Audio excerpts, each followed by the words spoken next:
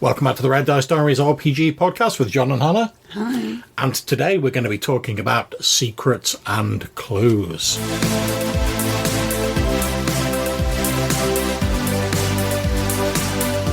So this was your idea, John. What's inspired it?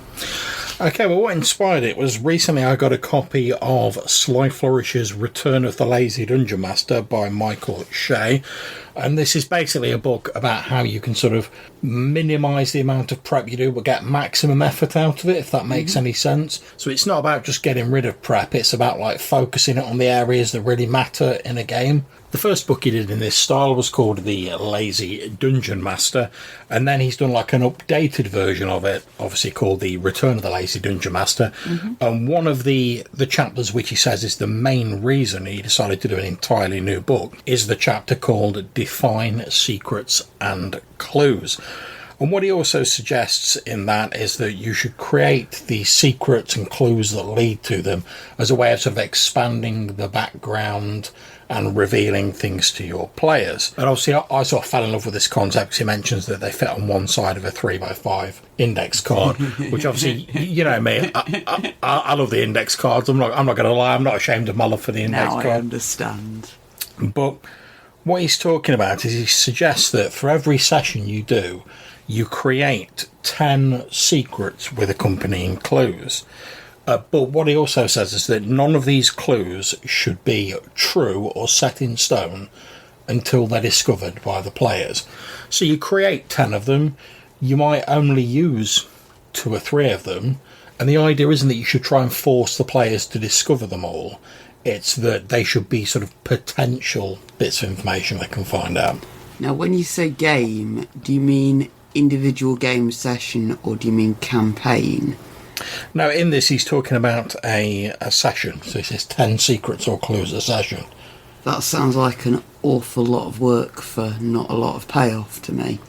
10 secrets. Define a secret within this sort of thing. Okay, well, let's go to his actual definition here. He says, a secret or clue is a single sentence that encapsulates a piece of your game world, its history, or its current story. It's a piece of information the characters can discover as they explore the world and interact with its inhabitants, but they are never trivial. They contain information that matters to the character.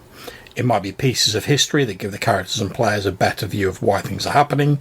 It might be leads and hints that allow them to discover special locations or powerful items.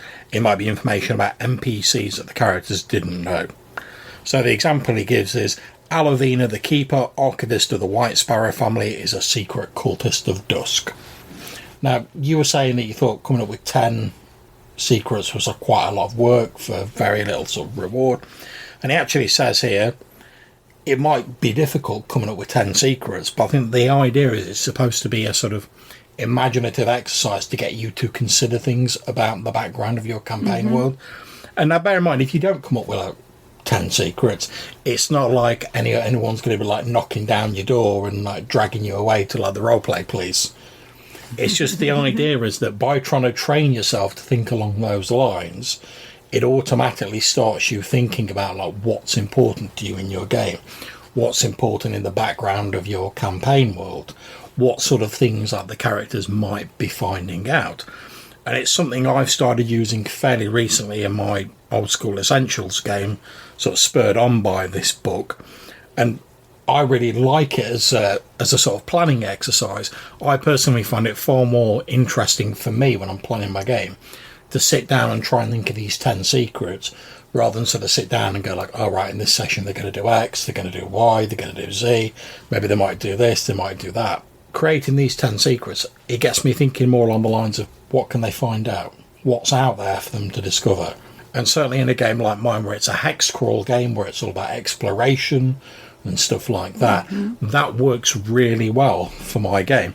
And I'm not saying it'd work for all games, but certainly if it's a game based on discovery, based on sort of like peeling back layers of background, I think this is a really nice and sort of not too strenuous way of doing it. So, something with this for me would be if I'd sat and done all that work. Yeah. I then want to put it into my game, and I can see that the next like heading is secrets aren't always revealed. Yep, very true. So is that still not going to be a load of wasted work, effectively? Well, no, because Mike Shea is at lengths to point out here that you shouldn't try and force every secret to be discovered in a game, because obviously then you sort of like railroading your players. And it says here you're not wasting a lot of effort if you don't use them, because you're only keeping them to like a minimum. Remember, you're not writing lots of stuff about them. It's just like a quick sentence for each one. So we're talking, for a game session, it's 10 sentences. Now, I don't know about you, but if I'm planning in a more traditional way, I have far more than 10 sentences worth of prep. Sometimes a bit more than that. The idea of this is that because you're keeping them fairly small and there's like little capsule things, and because they're not considered true until they're discovered, if you do have to discard some of them, it's not like you've spent ages agonising over them, and you've got them all written down. So at some point in the future, you might look back through your book and be like, oh yeah, there's an old one that we like never used, which we could sort of recycle or whatever. Sometimes you might look at one and think, oh, well, no, we don't really need that anymore, or like something else happened that cancels that out. You can just sort of let it fade away because it was never discussed in the game. So you don't really have to sort of worry about trying to bring these things forward. And that's pretty much the point of the next section, which is secrets only become real when they're revealed. Up until the point where the players actually discovered them, they're just potential things in your game world. If the players never discover them, they never have to know they existed. They can just be allowed to like fade away into the background.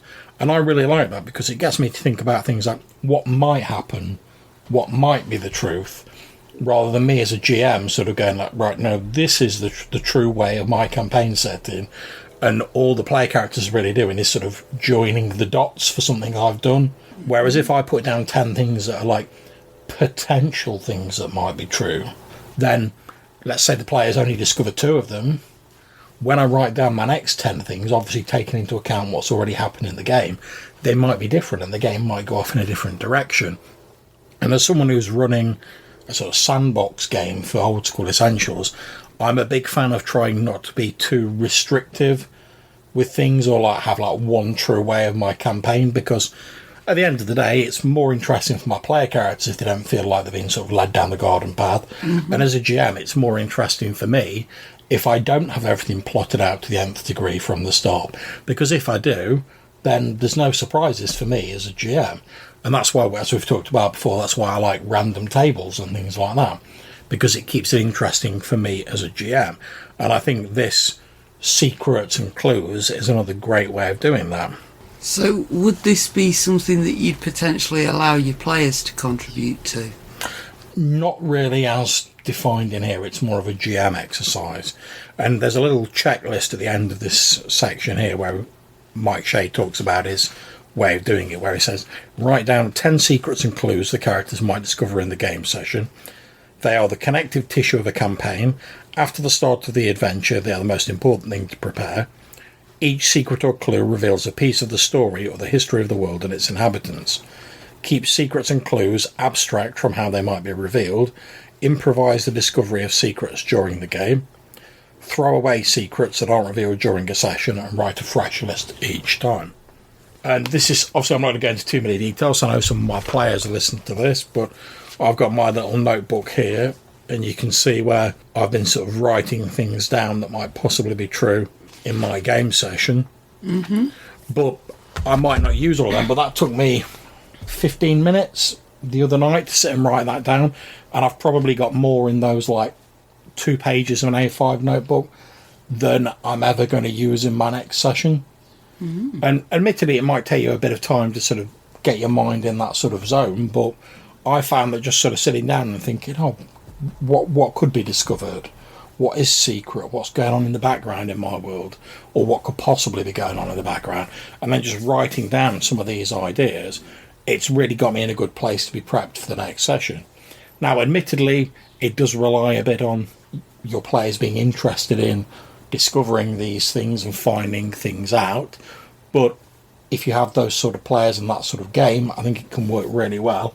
And it's a really interesting idea and a different way of thinking about prep that I'd not really considered before reading The Return of the Lazy Dungeon Master. So it's definitely something I recommend people out there give a go. If you're interested in running a sandbox game and you want to sort of be kept guessing yourself a little bit as the GM, and you want to discover things as the game goes on, I really think it can add a lot to your prep and also make it a good deal more efficient. You can find Return of the Lazy Dungeon Master online. It's available from a multitude of different places. I'll put a link to the drive-through version in the description of this show. So, we hope you've enjoyed this episode and you've got something out of it. If you'd like to call in and leave us a message, maybe get featured in a future show, perhaps you want to tell us a bit about how you prep your games, or maybe you've got some ideas for things you'd like to see in future episodes, you can get in touch with us a couple of different ways. You can leave us a voicemail message using either SpeakPipe, link in the description below, or our old Anchor account, again, link in the description, or you can send us an email to rddrpgpodcast@gmail.com. Until we speak to you again, take care, stay safe, and keep gaming. Bye.